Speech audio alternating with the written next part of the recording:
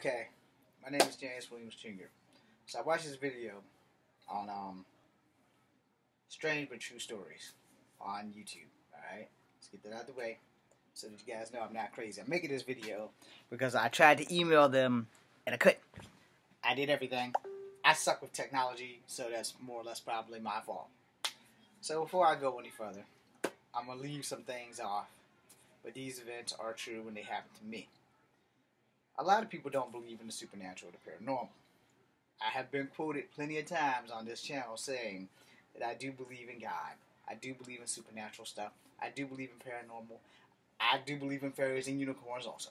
Alright, let's get that out the way. So it's on video, and that can't be denied. So, this young lady was having this problem with this entity that apparently crawled and sat on her chest. But it sounds more to me like it's what has happened to me until I was 15 years old. This thing known as the Witch Rider. Yes, I did a video about this before, about blood paralysis and all this other crap. Alright? So, I'm just going to tell this lady what I've learned. Actually, I probably better sit down for this. Let me give y'all a closer look. I took a break from my homework to make this video, because I've really got to do my homework, since it is my third attempt at class. Well, at college. Okay, so you guys can get a good look at my ugly face. Look, when I was 7 years old, until the age of 15, I've had some strange, phenomenal shit happen to me in life. It's kind of hard to explain because if you're not there, or if you don't have any spiritual gifts, or whatever you want to call them, gifts, curse, however, they're not something that you can just write off, right? And certain people in my family, y'all know who you are, had these gifts as well. And very few of us men have the gift. Most of the females in the family don this gift. Now, some of us do have second sight, which means you can see in the future or ahead of time or whatever the hell you want to call it. I don't know exactly the scientific term for it, so just go with me. When I was 7 years old, I had an uncle. He's still alive to this day. I don't know if this entity plagues him anymore, but I know it doesn't plague me. So when I first heard of this thing, it's called the Witch Rider. It plagued him. Before this time, never heard of it, never laughed at it, and, you know, when you're a kid, you believe what your parents raised you to believe. So, me believing in God and all, mostly I didn't start believing in God until I was 12 years old. Prior to that, you know, I was only going to church because going to church beats getting an ass whipping any day of the week. So, text message. So, he said something. I don't know if he was married or whatever. I was 7. And he happened to say that this thing was attacking him. And you know, kids are always in the right spot at the wrong time and always into adult business when they shouldn't be. I'm guilty of that. So, he's talking about the Witch Rider. Now I'm laughing that whole night. I laughed and laughed and laughed and laughed and laughed and laughed and laughed. That opened the door. That opened the door for whatever this thing is that I call the Witch Rider, that most people call the Witch Rider. Who has experienced the Witch Rider will tell you, yeah, we have no other name for it other than the Witch Rider. So, this Witch Rider started attacking me. Like, almost every week it would attack me. Sometimes 2 or 3 times a week. I couldn't go 1 month with a decent night of sleep. And I say that because some of the attacks were frequent and some of the attacks were not frequent. Some of them, it would go away 2 or 3 days at a time and come back. And then, you know, when I had company over, it would never attack me. Or whenever I was by myself sleeping, it would attack me. Sometimes it would attack me once or twice a month. Sometimes it would attack me once or twice a week.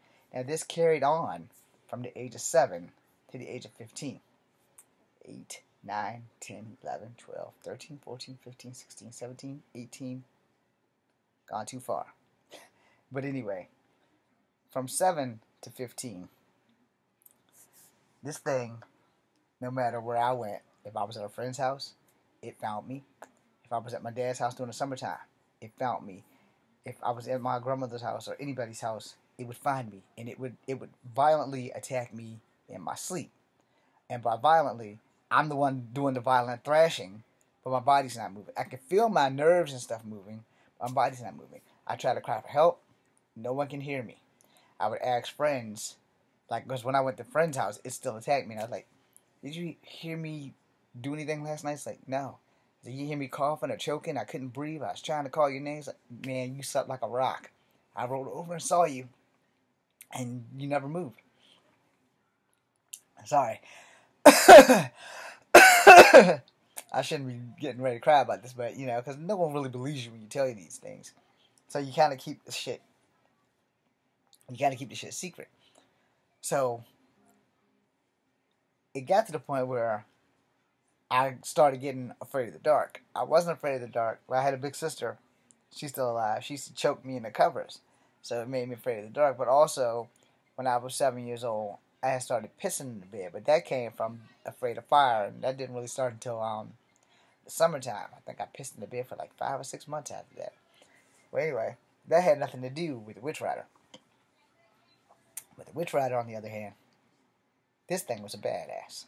Because it was like, I would talk to people and they would tell me, okay, well, because they've experienced this, like, okay, well, if you sleep on your side, it can't get you.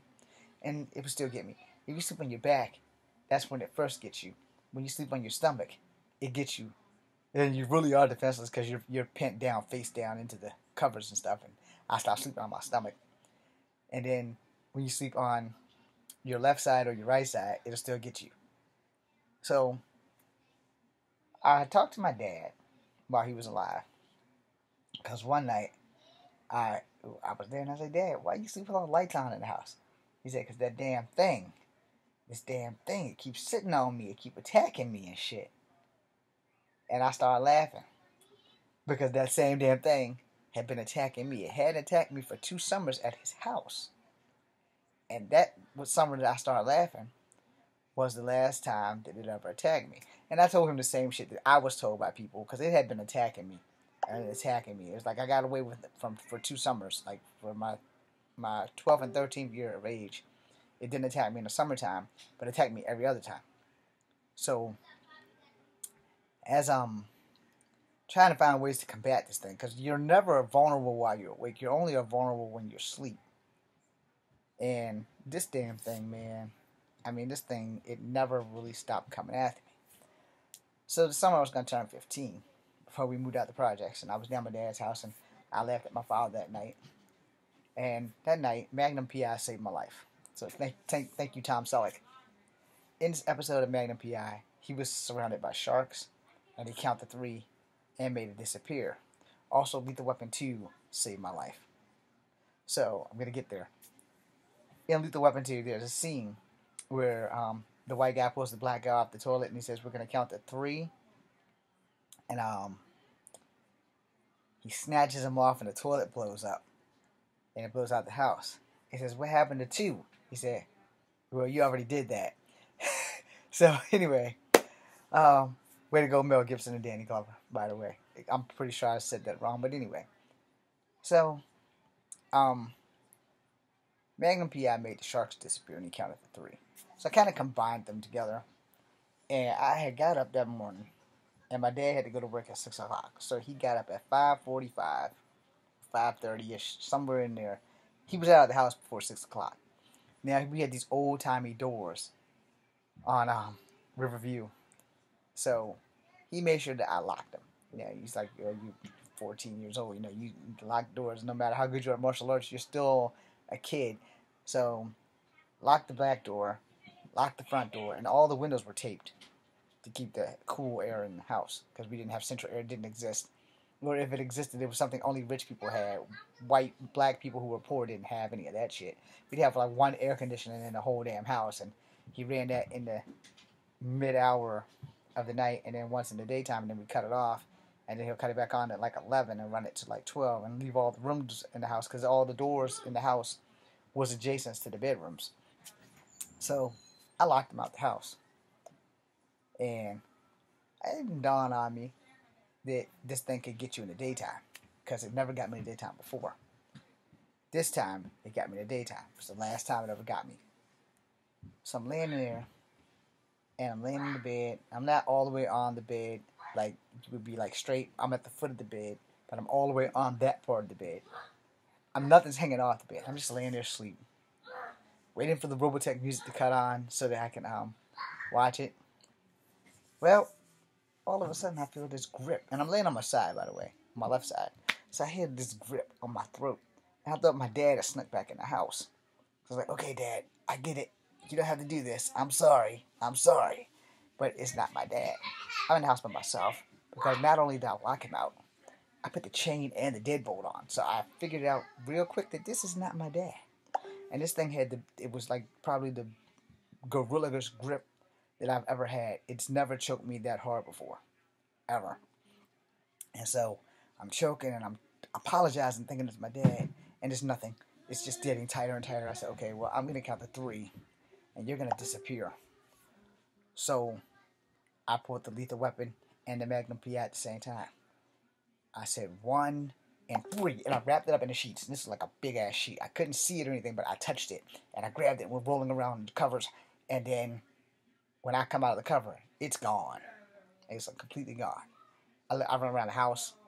Doors are still locked. Deadbolt's still on. Chain's still on. And my dad doesn't come home for like maybe 4 more hours. So I'm like, oh fuck. And this only happened. I just let him out of the house. So for him, he was gone, and for me, it seemed like it was only like maybe 5 minutes. But you know, when you fall asleep, you don't really have track of time until you wake up.